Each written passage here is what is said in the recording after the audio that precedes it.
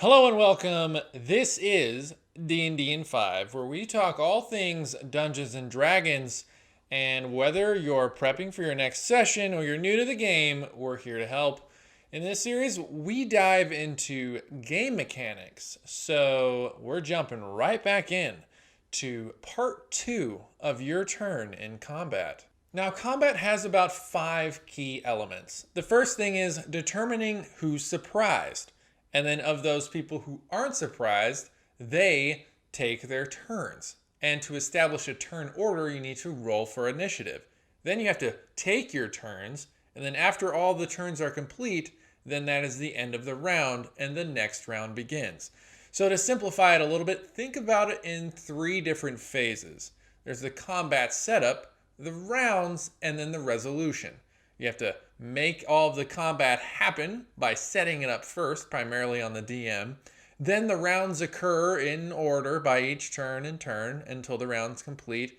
And then the combat ends by some means. When first determining surprise, the DM has to determine who is surprised of all of the combatants in that area. That's done by determining who is stealthing and who could maybe see what's going on. If nobody is stealthing around and trying to be sneaky, well, everyone's in combat. But if someone's trying to stealth, say, a player to get the drop on the enemy, then the DM will have to determine if that's a passive perception check, if they just see them coming into the dungeon for the first time, or an active perception check, like they are actively looking for that party member or enemy. After you determine who's surprised, you then have to establish the positions. Who's first walking into a room? Who's the one that's driving the carriage down the road? Those positions help establish where you would be on a battle map. And battle maps vary in size and resolution. Some use hexes, most use squares, each square representing a 5-foot space for the average medium creature, the space that they take up in battle.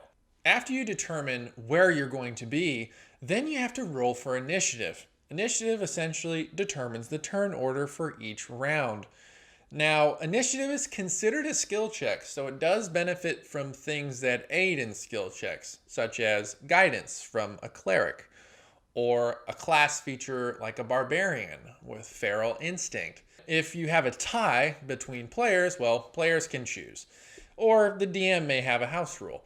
If you have ties between an enemy and a player, it's typically that person re-rolls along with the enemy, but again, the DM may have a house rule.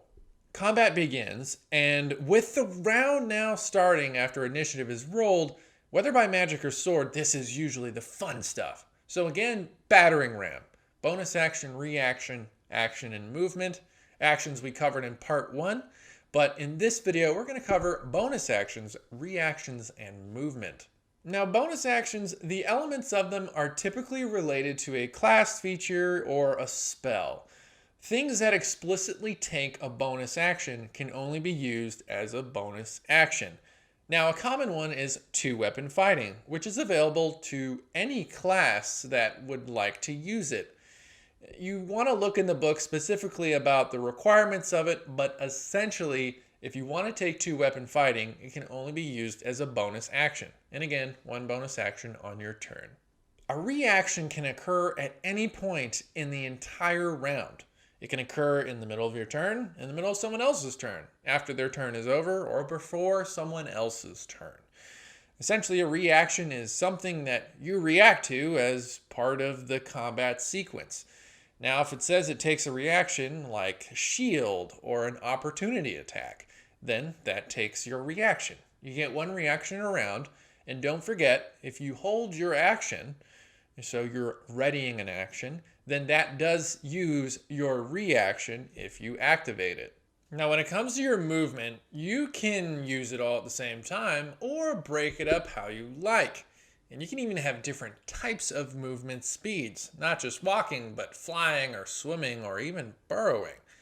Now that said, when you use your movement, that's why it's best to have a battle map. So you know how far you can move, how many squares or hexes or circles or whatever weird things you guys decide to use. You can break up your movement between actions or bonus actions or even reactions. meaning you could move 10 feet and then slice your sword at someone, move another 10 feet and shoot a spell, and if you still have 10 feet left, well, you can still move 10 feet. Now, you can also move in tandem with certain things. Things like drawing a sword, or pulling a lever, or maybe removing a ring off your finger. Those are all things that can be done as part of an action or a movement.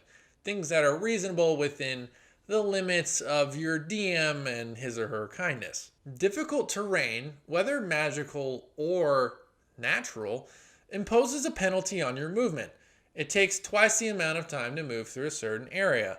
So if an area is normally 30 feet long, but now it takes 60 feet of movement speed to move through that area. Also, being prone, which means getting knocked over off of your feet, whether by the wind or by a dragon. If you're prone, then it requires half your movement to get up. So if your movement speed is again 30 feet, it would require 15 feet to get up from your feet. But if you want to dive prone behind a wall and take cover before a fireball is chucked at you, then you can do so for free as part of your movement, dropping prone. Now, some of you guys may be able to fly, which is great. Don't get me wrong.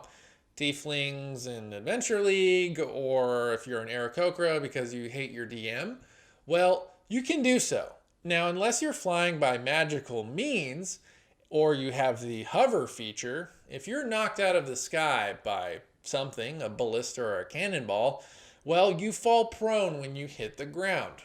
Otherwise, you keep hovering.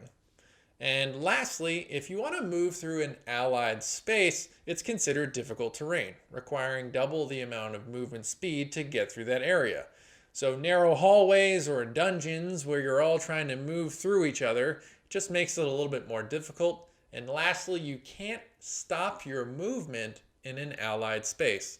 Meaning if that person is taking up that 5-foot square on the map, you cannot occupy the space at the end of your turn. Moving through their space temporarily is completely fine. All right, party people, we're here to make you better. So if you have anything you want us to cover in future videos, let us know. Until then, keep it rolling.